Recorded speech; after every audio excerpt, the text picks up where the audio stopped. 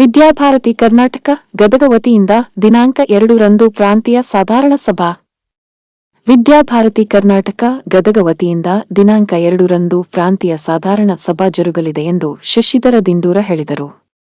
ಅವರು ಗದಗ ನಗರದ ಪತ್ರಿಕಾ ಭವನದಲ್ಲಿ ಶನಿವಾರ ನಡೆದ ಸುದ್ದಿಗೋಷ್ಠಿಯಲ್ಲಿ ಈ ಕುರಿತು ಮಾತನಾಡಿದರು.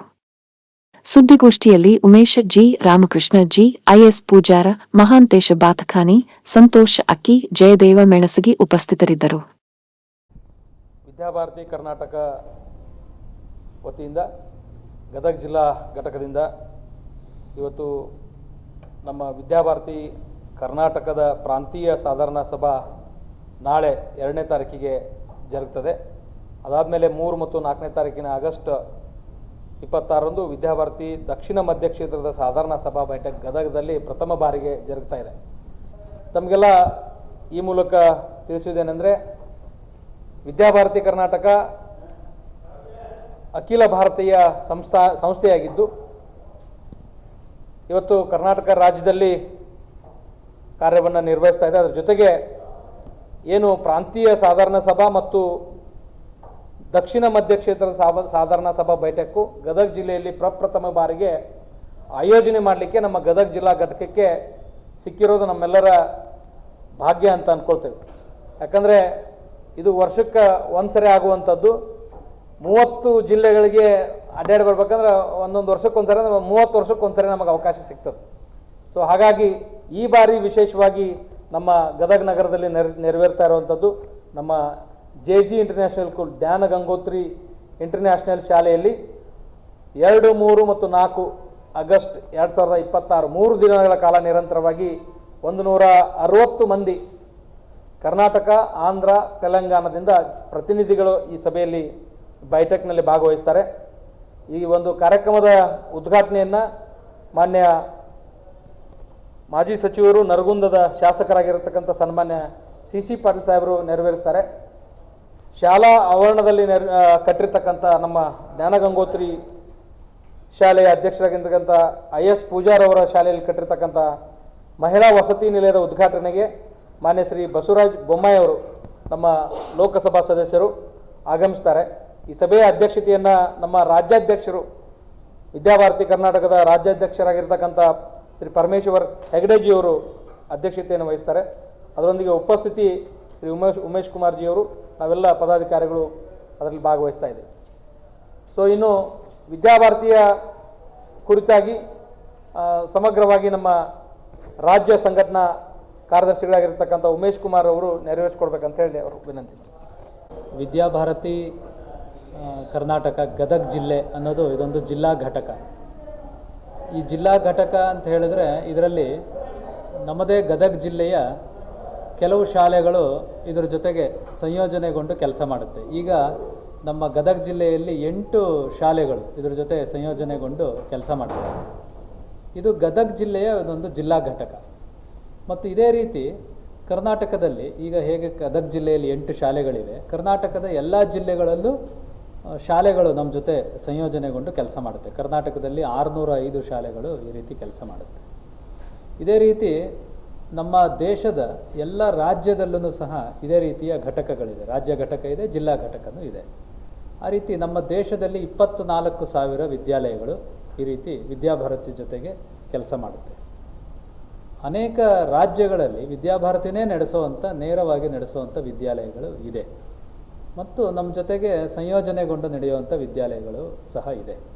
ಅದೇ ರೀತಿ ಇದೊಂದು ಗದಗ ಜಿಲ್ಲೆ ಅನ್ನೋದು ಅದೊಂದು ವಿದ್ಯಾಭಾರತಿ ಅಖಿಲ ಭಾರತ ಶಿಕ್ಷಾ ಸಂಸ್ಥಾನ, ರಾಷ್ಟ್ರ ಮಟ್ಟದ ಒಂದು ಶೈಕ್ಷಣಿಕ ಸಂಘಟನೆ, ಇದರ ಒಂದು ಜಿಲ್ಲಾ ಘಟಕ ಇದು. ಇಲ್ಲಿ ಅಖಿಲ ಭಾರತ ಮಟ್ಟದಿಂದ ಇರುವಂಥ ಇದರ ಎಲ್ಲ ಸ್ಕೂಲ್ನ ಎನ್ರೋಲ್ನೂ ಸಹ ಅಖಿಲ ಭಾರತ ಮಟ್ಟದಲ್ಲಿ ಇರುತ್ತೆ. ಹಾಗೆ ವಿಶೇಷವಾಗಿ ವಿದ್ಯಾಭಾರತಿ ಅಂತ ಹೇಳಿದ್ರೆ ವಿದ್ಯಾರ್ಥಿಗಳ ಮಟ್ಟದಲ್ಲಿ, ಮಕ್ಕಳ ಮಟ್ಟದಲ್ಲಿ ಕೆಲಸ ಮಾಡುತ್ತೆ. 2ನೇದು ಶಿಕ್ಷಕಿಯರ ಮಟ್ಟದಲ್ಲಿ ಕೆಲಸ ಮಾಡುತ್ತೆ. 3ನೇದು ಆಡಳಿತ ವರ್ಗ. 4ನೇದು ಬಹಳ ಮುಖ್ಯವಾಗಿ ಅಲುಮ್ನೀಸ್, ನಮ್ಮ ಸೀನಿಯರ್ ಸ್ಟೂಡೆಂಟ್ಸ್ ಯಾರಿದ್ದಾರೆ ಅವರ ಲೆವೆಲ್ನದ್ದು ಕೆಲಸ ಮಾಡುತ್ತೆ.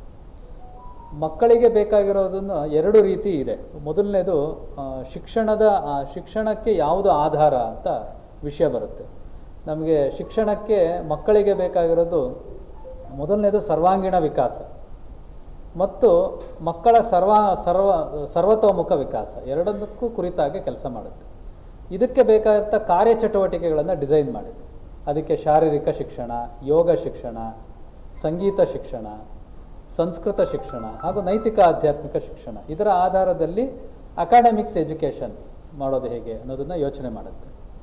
ಎರಡನೇದು ವಿದ್ಯಾರ್ಥಿಗಳ ಮಟ್ಟದಲ್ಲಿ ಎರಡನೇ ವಿಷಯ ಹೇಳ್ಬೋದು ಅಂತ ಅನ್ನೋದಾದರೆ, ನಾವು ಅಂತರ್ನಿಹಿತ ಶಕ್ತಿಗಳು, ಪ್ರತಿಯೊಬ್ಬರಲ್ಲೂ ಒಂದೊಂದು ಶಕ್ತಿ ಇರುತ್ತೆ, ಅದನ್ನು ನಮಗೆ ಅವಕಾಶವನ್ನು ಕಲ್ಪಿಸುವಂಥ ವಿಧಾನ ಇದು ವಿದ್ಯಾಭಾರತಿ ಕಡೆಯಿಂದ ಆಗುತ್ತೆ.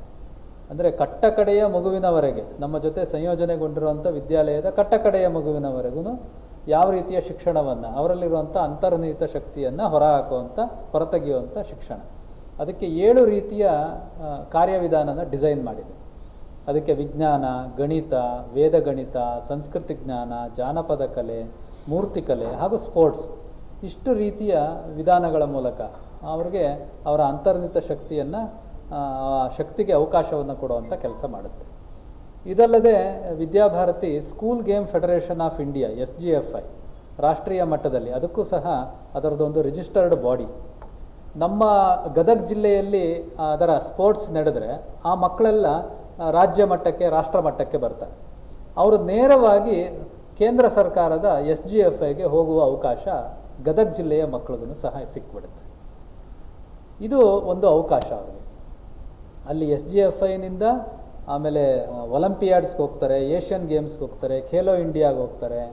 ಮತ್ತು ಕಳೆದ ಬಾರಿ ಪ್ಯಾರಿಸ್ ಒಲಿಂಪಿಕ್ಸ್ಗೂ ಸಹ ಕರ್ನಾಟಕದ ಒಬ್ಬರು ವಿದ್ಯಾಭಾರತೀಯ ಹಿರಿಯ ವಿದ್ಯಾರ್ಥಿ ಭಾಗವಹಿಸಿದರು. ಕರ್ನಾಟಕದಲ್ಲಿ 68,000 ಸ್ಕೂಲ್ ಇದೆ, ವಿದ್ಯಾಭಾರತಿಯಲ್ಲಿ 605 ಸ್ಕೂಲ್ ಇದೆ. ಅದರ ಪಾರ್ಟಿಸಿಪೇಷನ್ ರೇಷಿಯೋ ನೋಡಿದ್ರೆ ಕರ್ನಾಟಕದಿಂದ ಹೋಗಿರೋದು 8 ಜನ, ಅದರಲ್ಲಿ ಒಬ್ಬರು ವಿದ್ಯಾಭಾರತೀಯ ವಿದ್ಯಾರ್ಥಿ ಪ್ಯಾರಿಸ್ ಒಲಿಂಪಿಕ್ಸ್ನಲ್ಲಿ ಭಾಗವಹಿಸಿದ್ದಾರೆ. ಈ ರೀತಿ ಪಾರ್ಟಿಸಿಪೇಷನ್ ವಿದ್ಯಾಭಾರತಿದು ಪರಿಣಾಮಕಾರಿಯಾಗಿ ಇರೋದು ನಮಗೆ ಕಂಡುಬರುತ್ತೆ. ಎರಡನೇದು ಶಿಕ್ಷಕರ ಮಟ್ಟದಲ್ಲೂ ಸಹ 4 ರೀತಿ ಕೆಲಸ ಮಾಡುತ್ತೆ. ಶಿಕ್ಷಕರಿಗೆ ಬೇಕಾಗಿರುವಂತಹ ಓರಿಯೆಂಟೇಷನ್ ಶಿಬಿರ, 11 ದಿವಸದ ಶಿಬಿರ ನಡೆಸುತ್ತೆ. ಅದರಲ್ಲಿ ಶಿಕ್ಷಕ ವೃತ್ತಿಗೆ ಬೇಕಾಗಿರೋ ಸಂಬಂಧಿಸಿದೆಲ್ಲ ಇರುತ್ತೆ. ಎರಡನೇದು ಅವ್ರಿಗೆ ಸಬ್ಜೆಕ್ಟ್ ಟ್ರೈನಿಂಗ್ ಇರುತ್ತೆ. ಮೂರನೇದು ಅವ್ರಿಗೆ ಆ ಸಬ್ಜೆಕ್ಟಲ್ಲಿ ಪರಿಣಿತರಾಗೋ ರೀತಿಯ ಅವ್ರಿಗೆ ಶಿಬಿರಗಳು, ಮೆಂಟರ್ಸ್ ಟ್ರೈನಿಂಗ್ ಪ್ರೋಗ್ರಾಮ್ಸ್ ಇರುತ್ತೆ ಟೀಚರ್ಸ್ಗೆ. ನಾಲ್ಕನೇದು ಅವ್ರಿಗೆ ಬೇಕಾಗಿರೋ ಶಿಕ್ಷಣ ತಜ್ಞತೆಗೆ ಬೇಕಾಗಿರುವಂಥ ವಿಷಯಗಳು ಅವ್ರಿಗೆ ಇರುತ್ತೆ. ಇನ್ನು ಆಡಳಿತ ವರ್ಗದ ವಿಷಯಕ್ಕೆ ಬಂದರೆ ಸ್ಕೂಲ್ ಲೀಡರ್ಶಿಪ್ ಪ್ರೋಗ್ರಾಮ್ಸನ್ನು ಮಾಡುತ್ತೆ ಮತ್ತು total school quality management through moral and spiritual education, ಈ ರೀತಿಯೂ ಅದು ವಿದ್ಯಾಭಾರತಿ ಕೆಲಸ ಮಾಡುತ್ತೆ. ಎಲ್ಲದರ ಉಪಯೋಗ ನಮ್ಮ ಗದಗ ಜಿಲ್ಲೆಗೆ ಶಿಕ್ಷಣ ಕ್ಷೇತ್ರದ ಮೂಲಕ ಆಗುತ್ತೆ. ಇದು ವಿದ್ಯಾಭಾರತಿಯ ಒಂದು ಪರಿಚಯ. ಇಷ್ಟು ಅಲ್ಲದೆ ನಮ್ಮ ಹಿರಿಯ ವಿದ್ಯಾರ್ಥಿಗಳು ಸಹ ಈ ರೀತಿ ಅಖಿಲ ಭಾರತ ಮಟ್ಟದಲ್ಲಿ ಗದಗ ಜಿಲ್ಲೆಯ 8 ಶಾಲೆಯನ್ನು ಒಳಗೊಂಡಂತೆ ಅಖಿಲ ಭಾರತ ಮಟ್ಟಕ್ಕೆ ನೋಡಿದ್ರೆ 1952 ಇಂದ ಇದೆ ವಿದ್ಯಾಭಾರತಿ. ಅಲ್ಲಿಂದ ಇದುವರೆಗೂ ಎನ್ರೋಲ್ಡ್ ಅಲುಮಿನೀಸ್ ಹಿರಿಯ ವಿದ್ಯಾರ್ಥಿಗಳು 11 ಲಕ್ಷ ಜನ ಇದ್ದಾರೆ. ಆ ರೀತಿ ವಿದ್ಯಾಭಾರತಿ ಸಮಾಜ ಕ್ಷೇತ್ರದಲ್ಲೂ ಸಹ ಇವರ ಮೂಲಕ ಪರಿವರ್ತನೆ ತರುವಂಥ ಕೆಲಸವನ್ನು ಮಾಡುತ್ತೆ. ಈ ರೀತಿ ಇಷ್ಟೆಲ್ಲ ಕೆಲಸ ಮಾಡ್ತಾ ಇರುವಂಥ ಕಾರ್ಯಕರ್ತರು ಯಾರು ದಕ್ಷಿಣ ಮಧ್ಯ ಭಾರತ ಅಂತ ಹೇಳ್ಬೋದು. ಅಂದರೆ ಆಂಧ್ರ, ತೆಲಂಗಾಣ, ಕರ್ನಾಟಕ, ಈ 3 ರಾಜ್ಯಗಳಲ್ಲಿ ಜಿಲ್ಲಾ ಸ್ತರದಲ್ಲಿ ಶಾಲಾ ಹಂತದಲ್ಲಿ ಕೆಲಸ ಮಾಡ್ತಾ ಇರುವಂಥ ಎಲ್ಲ ಕಾರ್ಯಕರ್ತರ ವಾರ್ಷಿಕ ಸಭೆ ಇದೆ. ಇದು ನಾಳೆಯಿಂದ ಆಗಸ್ಟ್ 2ನೇ ತಾರೀಕಿನಿಂದ ಆಗಸ್ಟ್ 4ನೇ ತಾರೀಕರವರೆಗೆ 2026 ಅಲ್ಲಿಯವರೆಗೂ ಇದು ವಾರ್ಷಿಕ ಸಭೆ ನಡೆಯುತ್ತೆ. ಅಲ್ಲಿ ಈಗ ನಾನು ಏನೆಲ್ಲ ಹೇಳಿದ್ನೋ ಅದೆಲ್ಲ ಬೇರೆ ಬೇರೆ ಮುಖದಲ್ಲಿ ಕೆಲಸ ಮಾಡುವಂಥ ಕಾರ್ಯಕರ್ತರು, ವಾಲಂಟಿಯರ್ಸ್, ಅವರು ವರ್ಷಕ್ಕೊಂದ್ಸಲಿ 3 ದಿವಸ ಸೇರಿ ಕಳೆದ ವರ್ಷ ಏನಾಯಿತು, ಮುಂದಿನ ವರ್ಷ ಏನು ಮಾಡಬೇಕು ಅನ್ನೋ ವಿಷಯವನ್ನು ಚರ್ಚೆ ಮಾಡ್ತಾರೆ. ಆ ಚರ್ಚೆ ಮಾಡುವಂಥ ಒಂದು ವಾರ್ಷಿಕ ಸಭೆ ಗದಗ ಜಿಲ್ಲೆಯಲ್ಲಿ ಪಾಪನಾಶಿಯಲ್ಲಿ ಇರುವಂಥ Jnanagangotri CBSE international public school ಅಲ್ಲಿ ನಡೀತಾ ಇದೆ. ಅದಕ್ಕೆ ಶಾಲೆಯಿಂದನೇ ಸಹ ಅವರ ಅಧ್ಯಕ್ಷರಾದ IS ಪೂಜಾರರವರು ಇದರ ನೇತೃತ್ವವನ್ನು ವಹಿಸಿದ್ದಾರೆ. ಮತ್ತು ಗದಗ ಜಿಲ್ಲೆಯ ಇಲ್ಲಿ ಕುಳಿತುಕೊಂಡಿರುವಂಥ ಗದಗ ಜಿಲ್ಲೆಯ ವಿದ್ಯಾಭಾರತಿಯ ಎಲ್ಲ ಕಾರ್ಯಕರ್ತರು ಇದಕ್ಕೆ ಎಲ್ಲ ಪೂರ್ಣ ಸಹಕಾರವನ್ನು ಕೊಟ್ಟು ಈ ವಿದ್ಯಾಭಾರತಿಯ ಒಂದು ವಾರ್ಷಿಕ ಸಭೆಯನ್ನು ಮಾಡೋ ರೀತಿಗೆ ಅನುಕೂಲವನ್ನು ಮಾಡಿಕೊಟ್ಟಿದ್ದಾರೆ. ಇಲ್ಲಿ ನಡೆಯುವಂಥ ಪ್ರಮುಖ ಸಭೆ ಮುಂದಕ್ಕೆ ನಡೆಯುವಂಥ ಏನೇನು ಪರಿವರ್ತನೆಗಳು, ಬೆಳವಣಿಗೆಗಳು, ಸುಧಾರಣೆಗಳು ಆಗಬೇಕು, ಅದಕ್ಕೆಲ್ಲದಕ್ಕೂ ಗದಗ ಜಿಲ್ಲೆಯ ಒಂದು ಈ ಮೀಟಿಂಗ್ ಅದಕ್ಕೆ ಒಂದು ಟರ್ನಿಂಗ್ ಪಾಯಿಂಟ್, ಪೂರಕ ಒಂದು ಆಧಾರ ಆಗುತ್ತೆ ಅಂತ ನಾನು ಹೇಳೋದಕ್ಕೆ ಇಷ್ಟಪಡ್ತೀನಿ. ಕರ್ನಾಟಕ ಆಗಸ್ಟ್ 2, 3 ಮತ್ತು ಆಗಸ್ಟ್ 4ರಂದು ನಡೆಯುವ ಪ್ರಾಂತೀಯ ಸಾಧಾರಣ ಸಭೆ ವಿದ್ಯಾಭಾರತಿ ದಕ್ಷಿಣ ಮಧ್ಯ ಕ್ಷೇತ್ರ ಸಾಧಾರಣ ಸಭಾ ಬೈಠಕಿಗೆ ತಾವೆಲ್ಲ ಮಾಧ್ಯಮ ವರದಿಗಾರರು ಮತ್ತು ಸ್ಥಾನಿಕ ವರದಿಗಾರರು ನಮ್ಮ ಕಾರ್ಯಕ್ರಮಕ್ಕೆ ಬಂದು ತಾವು ಯಶಸ್ವಿಗೊಳಿಸಬೇಕಾಗಿ ತಮ್ಮನ್ನು ವಂದನೆ ಮಾಡುತ್ತೇನೆ.